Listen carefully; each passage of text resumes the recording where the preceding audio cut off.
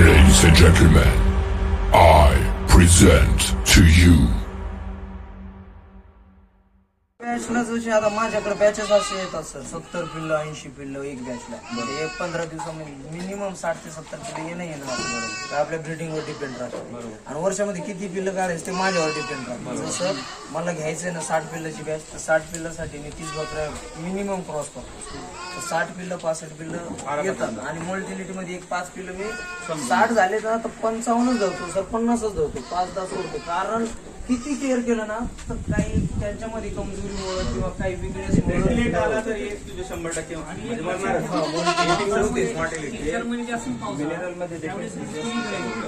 आणि सर मग त्याच्यामध्ये असं बॅचेस घेतले आणि ह्या बॅच मध्ये मला असं आढळून आलं 11 बकऱ्यांनी 9 बकऱ्यांनी 3-3 पिल्लं दिले आणि 2 बकऱ्यांनी 4 दिले. अशा 11 बकऱ्यांनी पिल्लर येणार आहे त्याच्या पाट्या त्यांना संगोपन कर आणि हे पण पुन्हा 4 प्रोड्यूस करतात का ते ऑब्झर्व कर. जर कधी तसं होत असेल याचा अर्थ काय आहे की याचं जेनेटिकल ट्रान्सफॉर्मेशन झालेलं असेल प्रॉपर आणि येणाऱ्या जे एवढ्या काही पाट्या असतील ते त्यांच्यामध्ये 4 पिल्लं देण्याचं ॲबिलिटी जास्त राहील क्षमता राहील. त्याच्याने काय होईल तुझा प्रॉफिट वाढतो ना. अजून जिथं तुला 2 पिल्लांवर समाधान राहायचं तिथे 4 पिल्ले होते. फक्त तुला मेंटेन करणं ते अवघड होईल कारण की दूध तू कसं पुरुष आहे. आपण 35 पिल्लं घेणं म्हणजे मीच हँग झालो सर. जी बॅच मला 60 पिल्लं घ्यायची 80 पिल्लावर गेली. आईपासून दूध आपला त्यामध्ये मी काढून देतो आपलं जे अंडी असतात ना अंडी मिक्स करून दूध द्यायचं. क्लोज करून जी इम्युनिटी होते ना त्याच्यात होते जी आईचं दूध भेटत नाही ना त्याच्यावर नाही भेटत त्याच्यामध्ये एक्स्ट्रा भेटत होतो सेम टू आईपासूनच हे झालेलं तसं वाढत म्हणजे दुधामध्ये मिक्स करायचं की दुधामध्ये बकरी खाली पाजताना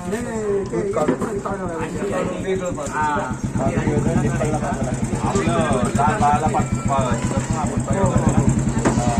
बिल फिडर हे आणायचं आणि त्याने ते बनवतो आपण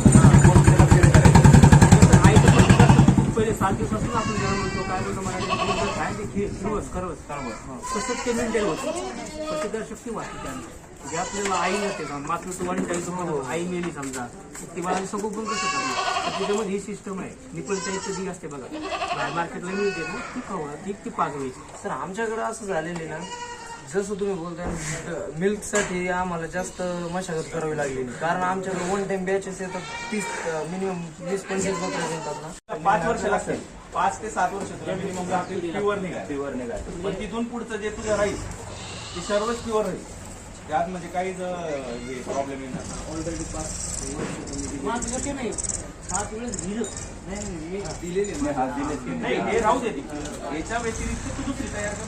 याच्याकडे हे राहू दे तुझं जे चाललेलं आहे याला कशाला डिस्टर्ब करतो. तू प्युअर लाईन तिकडे मेंटेन केलं ना तर तुला शेतकऱ्याला विकता येते आणि तिकडे जास्त तुला मार्जिन मिळते. बिझनेस पॉईंट ऑफ व्ह्यू इथलं असते ना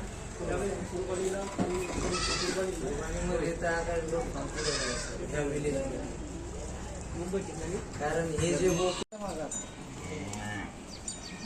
कोणता म्हणजे कोणता दिवस निघाला माझ्यासाठी मलाच माहिती.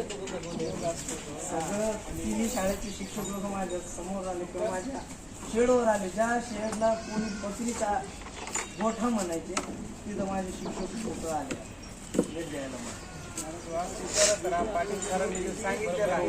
दरवर्षी आपण असंच कार्यक्रम करू.